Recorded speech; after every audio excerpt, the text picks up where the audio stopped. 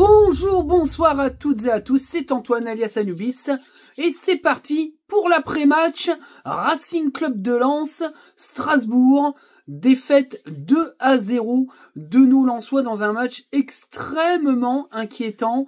Pour plusieurs raisons. Maintenant, on va essayer d'analyser tout ça sans partir dans une espèce de sinistrose absolue, parce que alors là, hier, c'était la débandade absolue, le sang a excité tous les charognards, et pas que les tweetos. Hein. Quand je vois certains articles de journaux, je me dis quand même qu'il y a un problème, il y a une atmosphère qui est quand même délétère autour du club, et des espèces de volonté de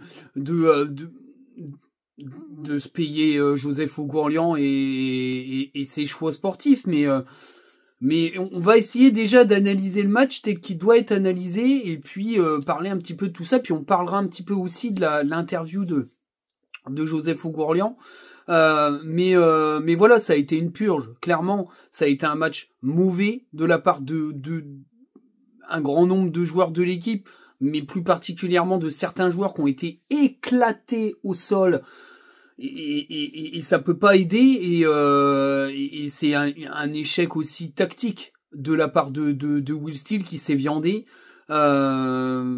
C'est assez compliqué quand même de se dire que Will Steele peut faire des erreurs aussi grosses dans le 11 de départ ou dans ses coachings en cours de match, et ça donne ça. Bon, on en parlera un petit peu dans le débrief. On va déjà commencer par la compo. C'est parti pour la compo, avec donc dans les buts Hervé Koufi, une charnière centrale composée de Grady et Malang Sarr. À droite, en latéral droit, Aguilar qui fait son retour. À gauche, Machado.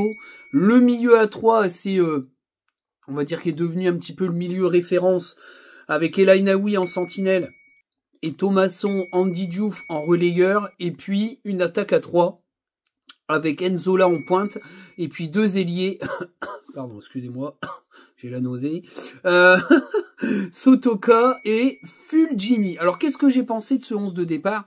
Clairement, dès que j'ai vu le 11, j'ai dit ce match est mort, parce que la stratégie de Will Steele est cousue de fil blanc. C'est un 11 de départ assez neutre, avec plutôt des ailiers qui ne sont pas des ailiers et qui sont là un petit peu pour couper les couloirs. Une volonté peut-être de faire une première mi-temps un peu de réassurance dans ce match-là, et puis derrière de faire rentrer un peu les piles avec Bonifo et puis Zaroury, etc.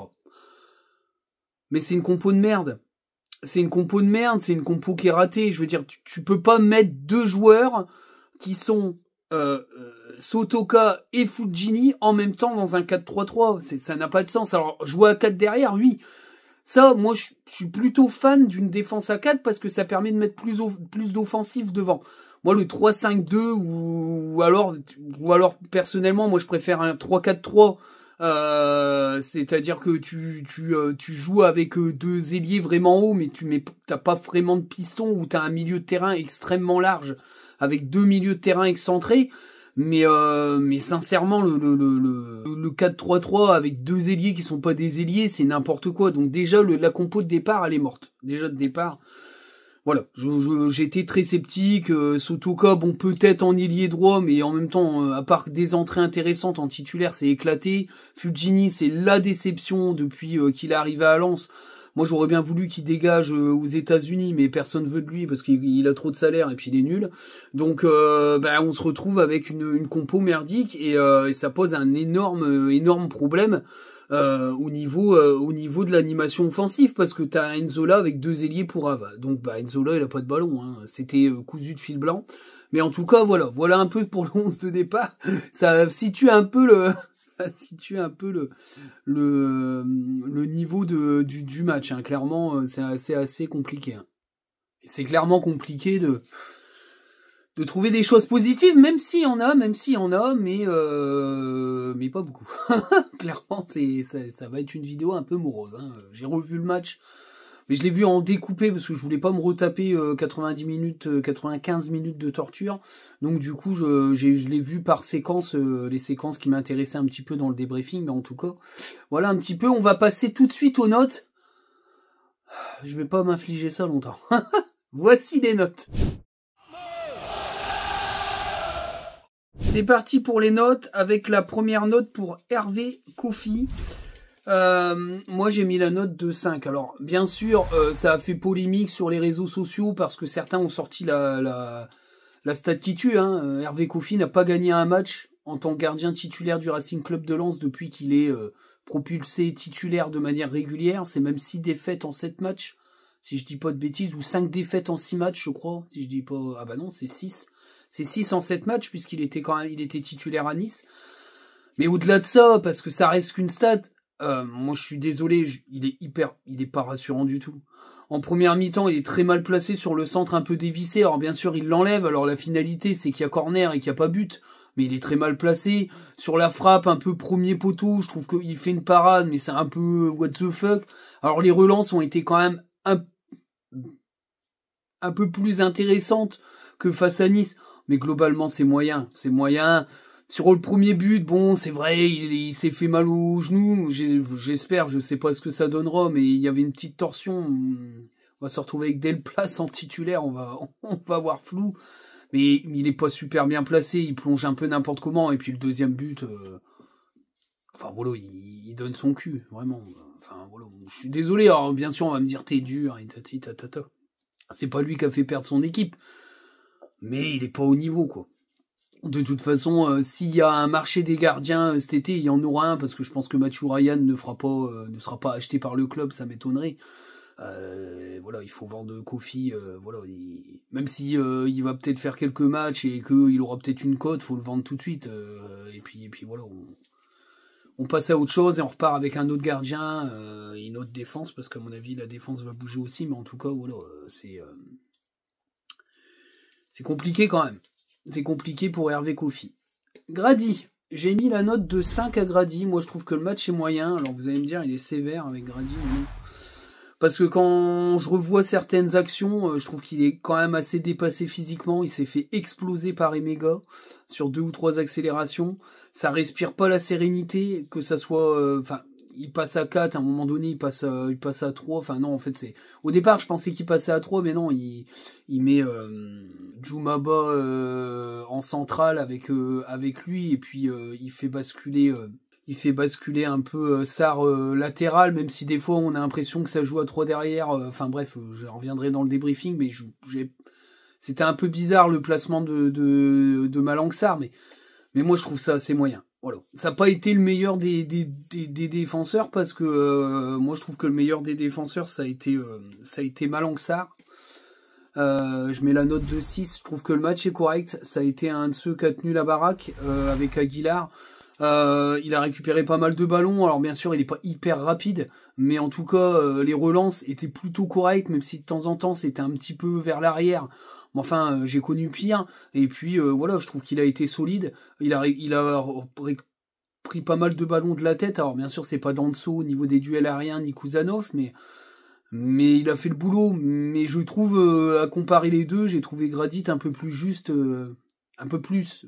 dans le sens un peu plus en retrait que Malang Sarr sur cette défense, sur cette charnière centrale à 2.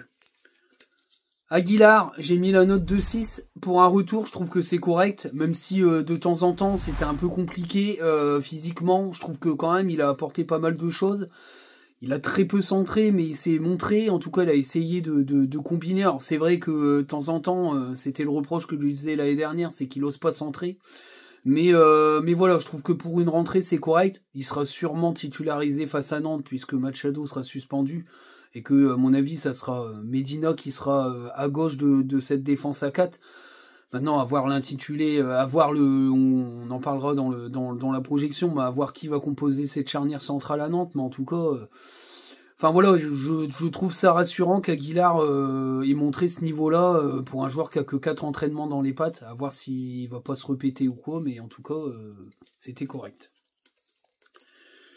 Mais une partition qui était quand même beaucoup moins correcte, c'est celle de Machado. J'ai mis la note de 3. Mauvais match de Machado. Bah ouais, parce que la première faute déjà elle est pas tétée, mais alors la deuxième est d'une stupidité sans nom, parce que je vois pas pourquoi il va faire faute grossière comme ça alors qu'il y a encore Malang Sarr pour le couvrir. Je l'ai trouvé très frustré dans un mauvais jour avec un visage assez énervé, mais je pense qu'il avait du mal à jouer avec Fujini qui était complètement éclaté. Il a eu 2-3 remontrances d'Enzola parce que c'est vrai qu'il n'y avait pas d'apport offensif sur les côtés, donc il a commencé à monter, c'est limite Fujini qui fermait la marche. Mais franchement, tu laisses pas tes coéquipiers à 10 contre 11 comme ça en faisant une faute d'abruti, ça mérite un 1-3. Clairement, j'ai connu un meilleur match à dos. Voilà, clairement. Au milieu de terrain, j'ai mis la note de... J'ai mis la note de 4 à Thomasson. Match insuffisant. Moi, j'ai trouvé qu'il était monté en puissance, mais bien trop tard. Je trouve que la première mi-temps est plus que médiocre. Il a absolument pas pesé en milieu relayeur. Il a rien apporté du tout. Il a mis très peu de bons ballons. À Enzola, ça manque de technique, de qualité de passe en profondeur. Il a pas mal chipoté. Après, c'est monté un petit peu en puissance en deuxième mi-temps où j'ai trouvé qu'il était un peu mieux. Mais au final, le constat, c'est que c'est pas génialissime et que ça manque de talent offensif, clairement. Et que ce que je craignais un petit peu et ce que j'avais dit un petit peu dans les vidéos d'il y a quelques temps, c'est que j'avais le fort pressentiment que malheureusement Thomasson allait un peu fléchir sur la deuxième partie de saison, tellement il a été bon sur la première, et je pense que physiquement, avec son âge, et surtout avec une saison l'année dernière qui lui a vraiment fait du mal mentalement, et peut-être aussi physiquement, je me doutais qu'il y aura un contre-coup, et je suis pas certain qu'il est... J'ai quand même l'impression qu'il est en train d'arriver maintenant, le coup de mou. Parce que ça fait quelques matchs que je le sens moins bon. Et dans un milieu à 3, si un de tes relayeurs il flanche, c'est un peu compliqué quand même. Un peu compliqué. J'ai mis la note de 5 à El Ainaoui, match moyen. C'est un milieu, c'est ton milieu devant la défense, ok, mais il doit faire mieux que ça dans l'orientation du jeu parce que c'est la première rampe de lancement. Moi, je trouve que c'est quand même assez neutre, assez fade. Il a récupéré quelques ballons, mais je trouve qu'il apporte pas assez. Que dans des phases de transition, il a été complètement absent. Il s'est fait pas mal de fois transpercer quand même, et je trouve ça assez moyen. Bien sûr, il est là, il a une capacité de récupération, mais sincèrement, c'est compliqué, quoi. C'est compliqué parce que il doit mieux faire que ça. Moi, je suis pas convaincu par El Ainaoui dans ce système-là, ou alors il te faut un numéro 10 talentueux avec qui il peut combiner, mais je trouve que c'est quand même... ça demande un peu plus. Andy Diouf, 6 de la part pour Andy Diouf, bah, c'est le meilleur techniquement de ton équipe. Moi je trouve qu'il a survolé au milieu de terrain, en tout cas côté lensois. Dès qu'il recevait le ballon, il se tournait toujours du bon sens. Il a tenté pas mal de passes, de combinaisons infructueuses parce que malheureusement il n'y a pas d'ailier qui se projette, donc tu peux pas décaler tes ailiers puisque t'en as pas. Et il sort, pas compris là. On reparlera du coaching dans la notation de Will Steele, mais aussi dans le débriefing, j'ai pas tout compris là. Tu sors ton meilleur joueur technique, celui qui est capable de t'apporter quelque chose, pour laisser Sotoka sur le terrain. Ok, si vous voulez. Je suis dépité. C'est parti pour les meilleures notes du match. J'ai mis la note de 1 pour Florian Sotoka. Match catastrophique de Sotoka. Nul. Il a fait 2-3 combinaisons au début du match, mais c'est lent, très lent. Même au niveau des déviations de la tête, c'est même plus ça. Il a du mal à soulever sa grosse carcasse. Il traîne une caravane gigantesque derrière son cul. Avant, il avait quand même une capacité d'élimination sur un dribble qui permettait de créer quelque chose. Là, il n'y a plus rien, quoi. C'est le néant absolu. Enfin, c'est absolument pas lui rendre service que de le titulariser, même s'il y a une histoire d'aura, de piliers de vestiaire. Il y en a deux, de piliers de vestiaire. Il y a encore Grady et Thomasson dans cette équipe. Enfin, je veux dire, on a enchaîné les bons résultats quand on a sorti Sotoka du 11. C'est pas anodin. Je suis pas en train de dire que c'est lui qui nique l'équipe, mais il est très mauvais. Donc, à un moment donné, les mecs mauvais, ils vont sur le banc, quoi. Hein, voilà. Il n'y a pas grand chose à dire de plus sur sa presta. Il a été catastrophique en deuxième mi-temps. Il a été fantomatique. Il a rien apporté du tout. Bref, pas compris. Mais il y a eu pire que lui. Une bulle pour Fulgini, cataclysmique, une honte, la honte du foot. Merdique à souhait. Rien, il y a rien. On a compté, hein, on s'est amusé à compter au bout d'un moment parce qu'on en avait déjà loupé une paire. Sur 8 passes d'affilée, il en a loupé 6. Voilà, sur des dribbles, il en a pas réussi un. Pas une accélération, un comportement exécrable sur le terrain. Dès qu'il loupait une passe, un dribble, il engueulait ses partenaires. Va te faire bip bip bip. Franchement, en comportement comme ça, moi je te sors à la 40e minute, quoi. Juste avant le match. Juste avant, enfin après tu bouffes c'est des conneries ce que je dis, tu bouffes tu bouffes une session, mais je te sors à la mi-temps, quoi. Tu dégages à la mi-temps. Le comportement qu'il a eu en première mi-temps, c'est exécrable. Enfin, ce gars-là, il doit plus fouler la pelouse de Bollaert, ni de n'importe quelle autre pelouse avec le maillot lensois, double A, mon cul, tu retourneras en train. Exécrable. Sincèrement, c'est une honte. Sa prestation est honteuse. Quand tu vois les entrées de Zaroury et compagnie, tu te dis quand même il y a un problème. Alors je suis bien embêté, Enzola. Je vais mettre la note de 3. Mauvais match. Alors, mauvais match malgré lui. Pourquoi ? Parce que déjà, il n'a pas été servi toute la première mi-temps. Il a eu des parpaings de 50 mètres dans la tronche. Ce qui est pas très agréable pour un attaquant, et l'animation offensive était pas faite pour lui parce qu'il avait pas d'ailier. Voilà.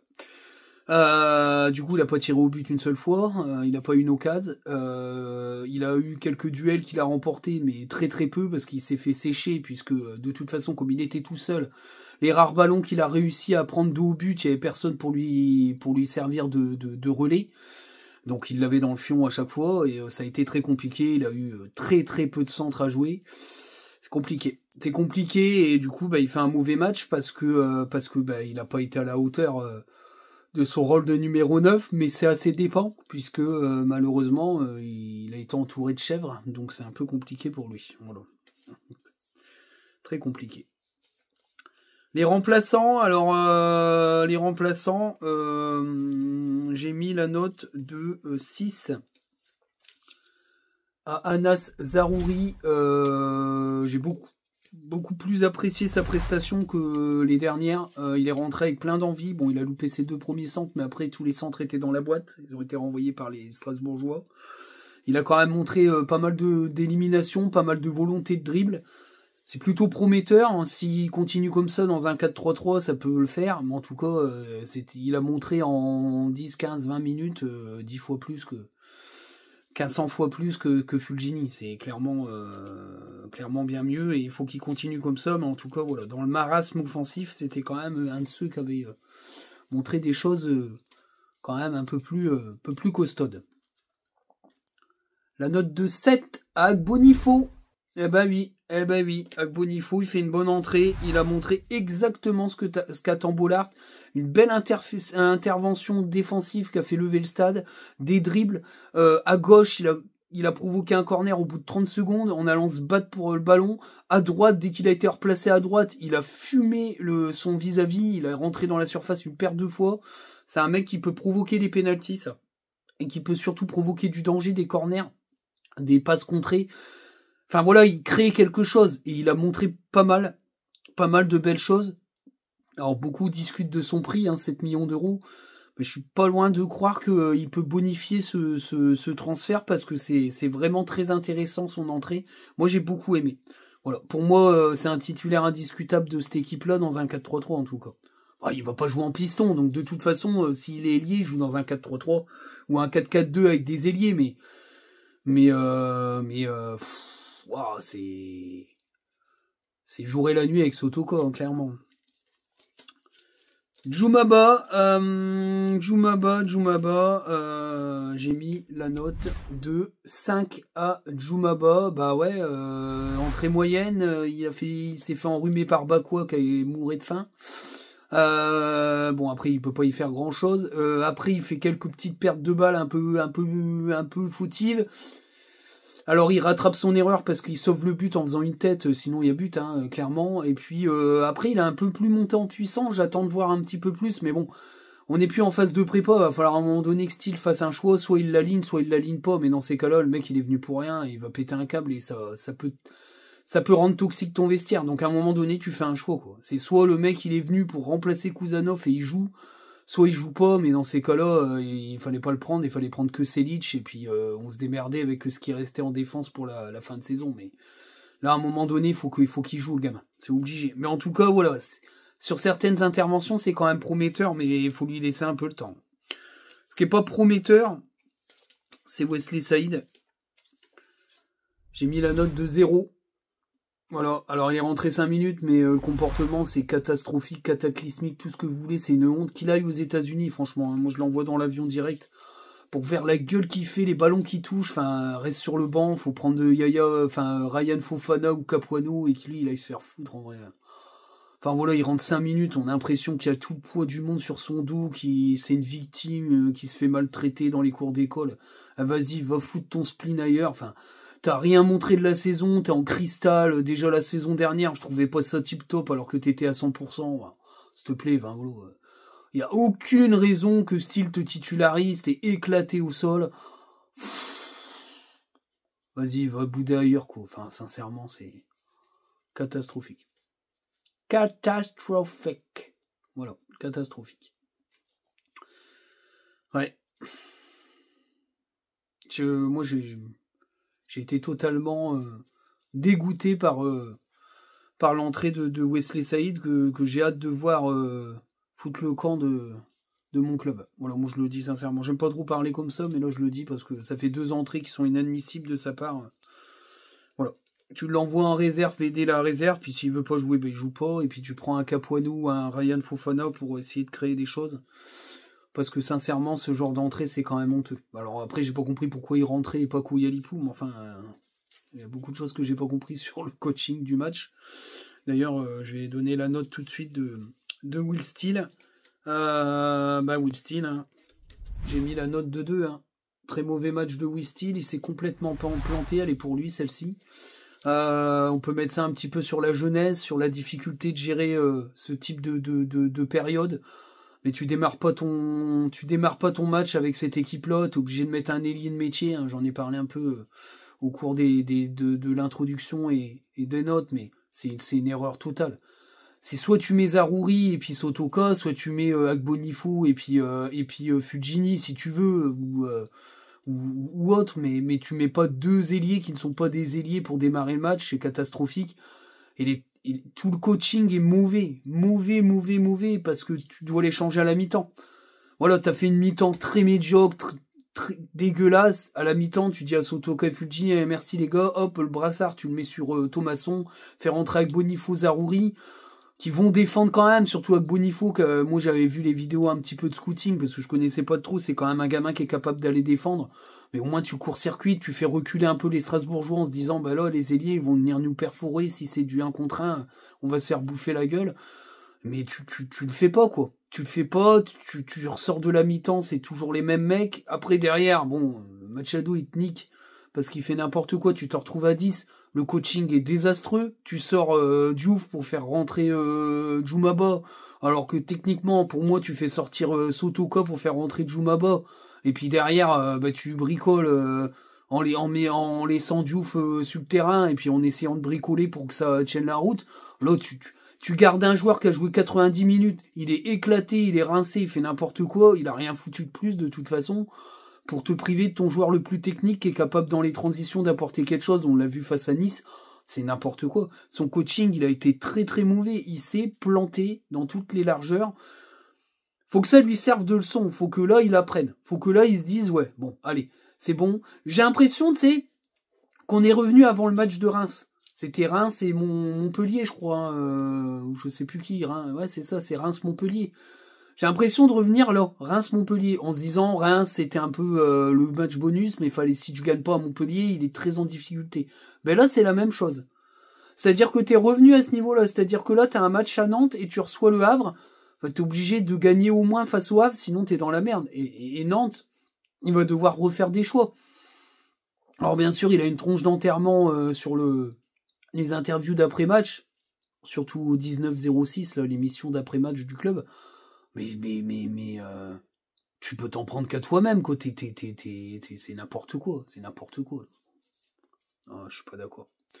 Je suis pas d'accord, tu peux pas faire une tronche d'enterrement. Alors après le discours, on le comprend, j'ai perdu des titulaires, mais quand on regarde l'équipe, il y a que les 3 titulaires de défense qui sont partis. Ça explique la merde que la bouillie de football que t'as devant. Non, ça l'explique pas. Ça, c'est tes choix personnels et tu t'es planté. Donc après, tu peux faire la gueule, mais moi, face à Nantes, j'attends une autre attaque. Hein. Et puis voilà, tu fais pas rentrer Kouyalipou, tu fais rentrer Saïd, mais vas-y. Enfin, c'est quoi le but? C'est tu te bats. T'envoies un message à ta direction, alors que Kouyalipou, il enchaîne les buts en Bulgarie. Alors bien sûr, il a peut-être fait des matchs un peu moins aboutis, mais tu fais pas ça, quoi. C'est Saïd. Saïd, il va dégager au mois de juin. Il sera pas prolongé. Qu'est-ce que tu vas aller faire jouer Saïd alors que t'as Kouyalipou qui normalement va rentrer un peu dans ton projet après. C'est n'importe quoi. Enfin, franchement, c'est très mal géré. C'est très mal géré. L'arbitre, c'est Monsieur Millot. Bon, il fait un bon match, hein, Millot. Moi, je trouve que ça a été un bon match de sa part. Ça a été plutôt bien arbitré. Peut-être un peu généreux sur la semelle de Fujini qui méritait peut-être plus qu'un jaune, mais je trouve que le restant du match a été plutôt bien géré, avec une VAR assez rapide dans les prises de décision. Donc voilà, à un moment donné, l'histoire avec comment il s'appelle, Emega, il rajoute du temps, mais bon, après le mal était déjà fait, hein, mais voilà, c'est compliqué, quoi. C'est compliqué. Voilà un petit peu pour les notes. Et donc, on va passer au débriefing de ce match. Bon courage. C'est le débriefing. Alors c'est parti pour le débriefing. Sincèrement, la première mi-temps, on n'est pas si en difficulté que ça, mais on met pas plus en difficulté les Strasbourgeois. L'animation offensive est dégueulasse à souhait, donc en fait il se passe rien devant. Ce qui veut dire que les Strasbourgeois sont assez tranquilles. D'ailleurs, je trouve qu'on presse pas. On sait pas trop si on doit presser, quand on doit presser, etc. Thomasson fait un peu le pressing tout seul. Je trouve qu'il y a beaucoup de crainte de se faire prendre dans la profondeur parce que Gradit et Sarr, c'est pas des foudres de guerre en vitesse, donc t'es un petit peu plus en difficulté.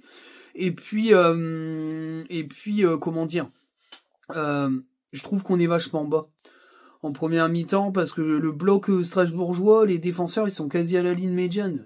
T'es à domicile, quoi. Enfin, non. Là, je pense que c'est vraiment une équipe qui est malade et qui est coachée par un coach qui est un peu malade aussi. Et que ça s'est ressenti sur cette première mi-temps. Maintenant, défensivement, on n'a pas non plus été mis hyper en difficulté. Je trouve que c'est pas forcément la charnière qui est problématique. Mais quand tu tires pas, que tu cadres pas une frappe et que t'es inoffensif, c'est clairement très compliqué à domicile. Alors bien sûr, il y a rien à analyser en termes de jeu proposé puisqu'on n'a rien proposé dans l'animation offensive. Avec des pertes de balles de Fujini et de Sotoka en cascade. Aguilar qui a essayé d'apporter, mais c'est pas un centreur dans l'âme, hein, lui, donc il centre très peu de ballons.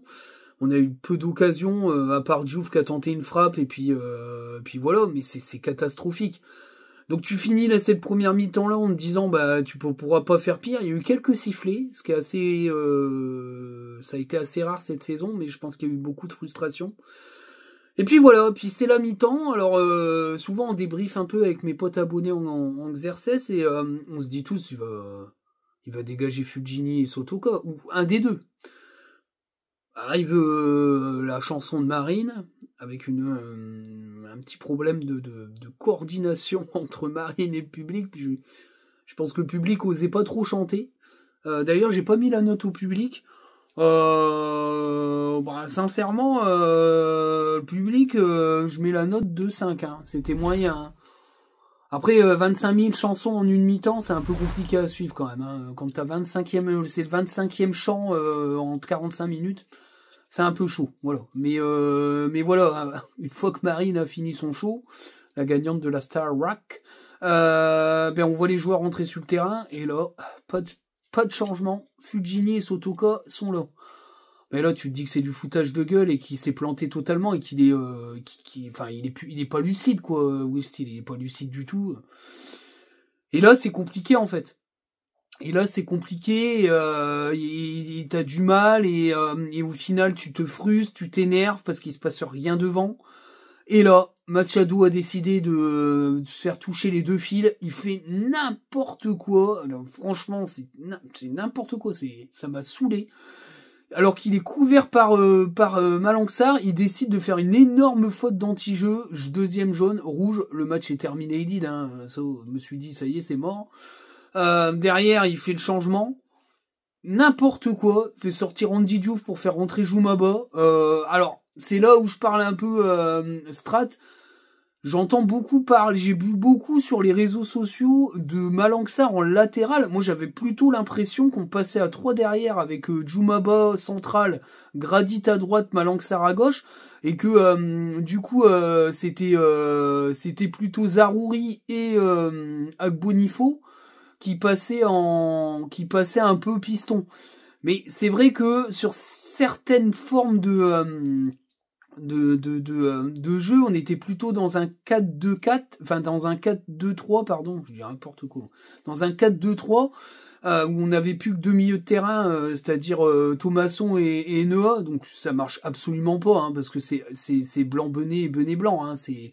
Pour moi, El Ainaoui Thomasson, c'est l'équivalent de Nampalis Mendy Samed, c'est-à-dire que c'est doublon, quoi, parce que c'est un milieu récupérateur, Thomasson, hein, c'est plus du tout un milieu créateur.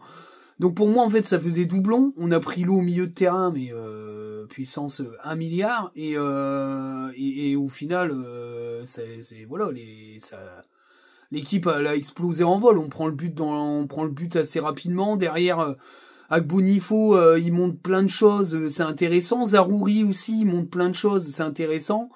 Et puis derrière, c'est complètement éclaté. Et on se retrouve avec un Agbonifo qui se retrouve au milieu de terrain pour couvrir, c'est n'importe quoi. Derrière, il y a but des mégas et on perd 2-0 ce match. La défaite est logique parce qu'on s'est fait bouffer. Mais quand même, c'est triste, quoi. Et je pense qu'il va falloir changer pas mal de choses à Nantes pour dire les choses telles qu'elles sont. Il y a beaucoup de travail. Il y a beaucoup de travail. Ça, c'est clair que si il n'y a pas d'évolution là-dessus, ça risque d'être très très compliqué pour le Racing Club de Lens dans les semaines à venir si notre ami Will Steele il change pas les choses, hein. Donc voilà un petit peu pour le débriefing. On va passer à la conclusion et à la projection. Donc c'est parti, on va donc conclure cette vidéo avec le classement. Tout le monde a gagné sauf nous, comme ça va vite. Strasbourg nous passe devant, que ça soit alors pas en termes de points puisqu'ils sont à égalité avec nous, mais en termes de matchs gagnés je crois, et en termes de goal average pur et simple, ils sont devant nous puisqu'ils ont gagné 2-0. On était à +4 quand ils gagnaient 1-0, donc là on est à +5, +3, super. Lyon a gagné, Lille a gagné, Nice a gagné, Monaco et Paris on s'en fout, Marseille aussi puisque c'est plus notre championnat du tout. Et donc voilà, le résultat de tout ça, c'est qu'on est 8e, qu'on est à 3 points de la 6e place, qui est la première place qualificative hors Coupe de France. Enfin, on se comprend, hein, c'est-à-dire que si le vainqueur de la Coupe de France est qualifié en Europe d'office, la 7e place ouvre une place en barrage d'Europa League, et puis après on est à 4 points de la 3e et de la 4e place. Alors bien sûr, c'est pas non plus un trou béant, mais le problème c'est que comme le jeu proposé est dégueulasse, bah il faut être sincère. Si Will Steele continue ses coachings de brin, on risque d'avoir quand même de gros ennuis. Alors les prochains matchs vont être déterminants pour qu'on reste collé ou à la 6-7e place, c'est-à-dire Nantes et puis le Havre à domicile, Nantes à l'extérieur, le Havre à domicile, c'est minimum 4 points sur les 2 prochains matchs, hein. Même pour moi, faudra aller faire 6 points pour dire d'y croire encore un petit peu à l'Europe, parce que ça va être un peu compliqué si on continue cette qualité de jeu. Maintenant, les vautours qui tournent autour du cadavre, c'est quand même assez triste quand on voit que... Alors je vais parler de l'interview de Gio après, là. Mais pendant l'interview de Gio qui a mis tout le monde d'accord, ou sortie de Gio qui a mis tout le monde d'accord, on n'entendait pas trop les vautours parce qu'il était clairement dans le bon wagon, Gio, en critiquant La Brune et Nasser El Khelaifi et les autres pimpins qui ont voté pour la Burne, là. Mais bizarrement, là, quand il y a une défaite, tous les vautours ils tournent autour du cadavre. C'est d'une tristesse absolue.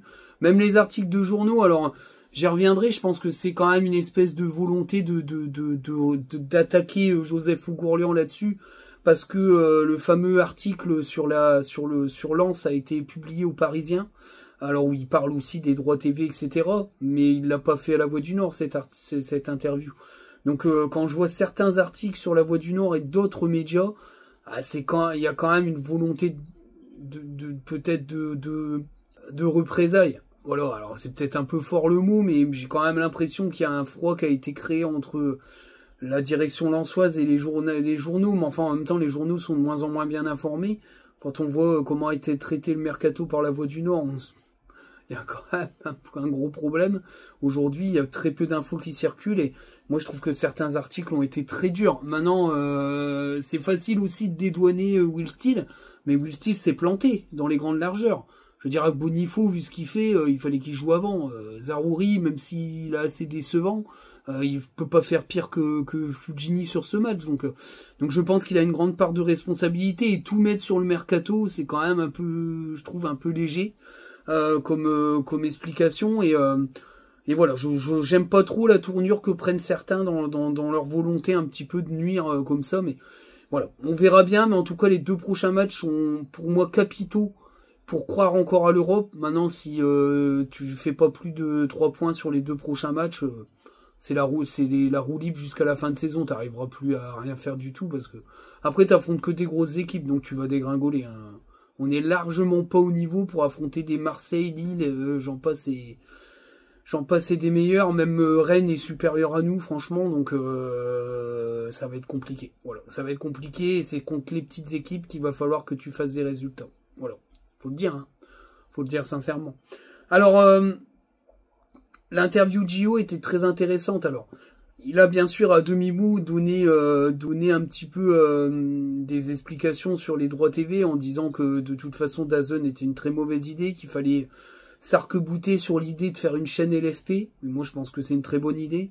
Moi, personnellement, si on me dit que c'est 20 balles ou 25 balles et que j'ai la Ligue 1, la Ligue 2 et la Ligue 3, s'ils font une Ligue 3, plus peut-être en bonus des matchs d'Europe des clubs français qui peuvent être achetés par cette chaîne-là, puisque cette chaîne-là peut acheter les droits des matchs européens des clubs français un peu plus tard. Bah, si je mets 25 € sans souci, s'il y a des contenus exclusifs, un peu à la Amazon, clairement qui était très intéressant. Mais sincèrement, DAZN, c'est une catastrophe. Et ça va être une catastrophe pour le foot français, parce qu'ils ont que 500 000 abonnés, mais bon... Là, ils sont en train de brader les abonnements pour essayer de choper des gens. Et puis, mais c'est des offres sans engagement. Donc, personne va se réabonner au mois de juillet quand ça sera à 40 balles. Et surtout, je pense que DAZN va s'enlever avec perte et fracas. Donc, je trouve que cette interview-là était très intéressante là-dessus, où il a montré les muscles, il a bombé le torse. Maintenant, il est revenu sur l'aspect club, en parlant d'une perte de compétitivité. Bah, c'est logique, de toute façon, dire que tu perds pas en compétitivité quand tu perds ta charnière centrale plus Frankowski, ça serait quand même se foutre de la gueule du monde. Tout le monde est d'accord pour dire que tu as perdu en compétitivité. Maintenant, dire que ton mercato est mauvais, tu peux pas le juger comme étant mauvais. Moi, je trouve qu'il est bon, parce que tous les gros qui sont partis ont été remplacés. Maintenant, est-ce que c'est un mercato réussi? On ne le saura que dans quelques jours.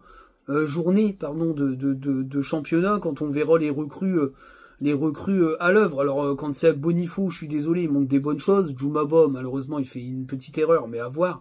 Selic a joué avec la N3. Bon, il est sur les 2 buts parce qu'ils ont perdu 3-1, mais il a fait pas mal de bonnes choses, parce que j'en ai parlé un peu avec un scout qui suit les équipes de jeunes et qui a été voir à Reims Selic à la demande d'un autre club, comme quoi Selic est suivi, hein, même en Ligue 1. Il a trouvé que c'était intéressant, parce que dans pas mal de duels, dans pas mal d'anticipations, il a récupéré plein de ballons. Malheureusement, il s'est fait avoir par le terrain, parce que sur le 2e but, il fait une passe en retrait, ça rebondit, le gardien il est niqué, il y a but derrière. Et sur le 1er but, il a un peu pris, parce que son milieu de terrain n'est pas bon. Le fameux Camara a pas été très bon. Et il s'est fait prendre dans la profondeur, mais sinon le restant du match, il a été plutôt intéressant, mais ça va prendre du temps, il a que 18 ans, hein, donc c'est un peu compliqué. Mais Djoumaba, il va falloir lui laisser un peu de temps. Mais par contre, on va dire sportivement parlant, tu peux pas mettre Djoumaba très longtemps sur le banc, parce que le mec quitte Valladolid avec perte et fracas pour signer à Manchester City, il se fait prêter dans la foulée. Le mec, s'il se rend compte qu'à Lens, il va pas jouer du tout, il va péter un câble en vrai. Il va se dire, attends, moi je serais resté à Valladolid, j'ai été titulaire, je serais parti à Manchester City à l'été, voire être prêté à l'été, j'aurais quand même eu plus de temps de jeu. Donc attention à paniquer ton vestiaire en décidant de ne pas le faire jouer tout de suite. Je pense qu'il faut le lancer dans le grand bain. Parce qu'en plus il sauve un but à un moment donné, alors même si c'est lui qui fait un peu l'erreur, mais je pense qu'il lui faut un peu plus de temps de jeu et de rythme pour montrer des choses. Mais en tout cas voilà, dans l'interview, cette perte de compétitivité elle est là, mais derrière je trouve que l'analyse qui est faite, c'est l'analyse qu'on donne moi et plein d'autres tweetos depuis le départ, alors que beaucoup disent qu'il a fait un caprice, que nanana. Clairement il l'a dit. Il y a une mauvaise gestion, une explosion de la masse salariale non maîtrisée, que faut arrêter de parler de Joseph Oughourlian, il a tout validé, c'est faux, c'est archi faux, et c'est un mensonge de dire ça. Joseph Oughourlian était très peu présent, il a géré ses affaires en Espagne, c'était beaucoup de réunions, on va dire, avec les moyens de réunions type Zoom, machin, pour faire le point sur les chiffres, on va dire au quotidien, mais t'avais pas un véritable audit sur les comptes du club. Quand il a été fait l'audit, il était déjà trop tard, puisque cet fameux audit aurait été fait à la trêve hivernale, quand c'est parti en couille avec McMod, enfin bref, l'imbroglio avec Hébert, Mike Mod et compagnie, on a passé pour des gros guignolos, avec Oumar Soulé, que ça c'est n'importe quoi, alors qu'il aurait pu signer, enfin bref. On a passé pour des pimpins aux yeux de l'Europe. Joseph Oughourlian a pété un câble et il a envoyé son conseiller spécial foutre le nez là-dedans. Il était déjà trop tard. Quand lui, il a fait l'audit des comptes, il a vu les chiffres, il a pété un plomb, quoi. Il a pété un plomb. Et voilà, Joseph Oughourlian, il avait donné des prérogatives un peu plus importantes au duo Pouille-Francaise pour pouvoir se délester un peu des décisions, on va dire, sportives, et pouvoir se concentrer sur ses affaires de médias en Espagne. Résultat, ça partit en couille. Et aujourd'hui, on va lui reprocher d'avoir mis son nez dans le sportif. Mais à chaque fois qu'il a mis son nez dans le sportif, ça s'est très bien passé. Mettre le nez dans le sportif, c'est nommer les gens aux bonnes places. Maintenant, à un moment donné, quand il voit que c'est de la merde, que les mercatos sont mal gérés, bien sûr que quand on lui dit le petit Cortés là-bas au Millonarios, c'est un crack, t'as vu ce qu'il fait en Coupe du Monde du 20, il le prend. Il est chez lui. Donc voilà, toutes ces choses-là, moi je trouve que c'est quand même assez clair dans l'interview, où il explique bien que voilà, alors bien sûr il vise pas Arnaud Pouille, il prend toute la responsabilité des décisions, mais alors c'est pareil, j'en ai vu qu'on troquait un peu cette partie-là de l'interview. Clairement il dit je vais pas pointer du doigt forcément Arnaud Pouille, j'assume tout, machin, mais derrière, il dit oui, mais il y a eu quand même des dérapages totalement immaîtrisés, qui auraient dû être mieux faits, et un argent de la Ligue des Champions qui aurait dû être mieux maîtrisé. Donc, c'est facile de prendre l'article pour dire oui, il assume tout, alors arrêtez de dire que non, il assume tout, mais, donc ça veut dire que c'est une espèce de, c'est de la com pour pas chier sur la tronche d'Arnaud Pouille, mais il le rend clairement responsable des dérapages. Voilà, donc il faut comprendre ça. Alors bien sûr, lui il pense au désastre d'Azon qui s'approche et que financièrement son club sera propre. Maintenant il a été clair, et je pense que tout le monde s'y attend. Si le club est plus compétitif parce qu'il a plus moyen de le rendre compétitif avec le système d'autosuffisance, il vendra le club. Voilà, il l'a clairement dit. Donc je pense que l'année prochaine, ça sera une année test, c'est-à-dire qu'il va y avoir des ventes qui vont... Ces ventes-là vont permettre de financer le mercato. Si le mercato est pas suffisant, parce que les recrues à 4, 5, 6 millions d'euros, c'est pas suffisant pour les titiller top 7, top 8, eh ben, il vendra le club parce qu'il pourra pas faire plus. Lui, il a pas la surface financière pour lancer des recrues à 10, 15 millions d'euros. Donc, il prendra acte que lui, il est devenu une espèce de limite au club. Après, c'est la classe du gars, parce que c'est un vrai businessman. Si lui, il se rend compte qu'il est devenu un frein à la propre évolution du club, il vendra le club. Moi, je l'ai compris comme ça, et pas mal de monde avec qui j'ai partagé l'article et j'en ai discuté l'ont compris comme ça. Moi, je pense sincèrement que la saison prochaine, ça va être une saison test en autosuffisance.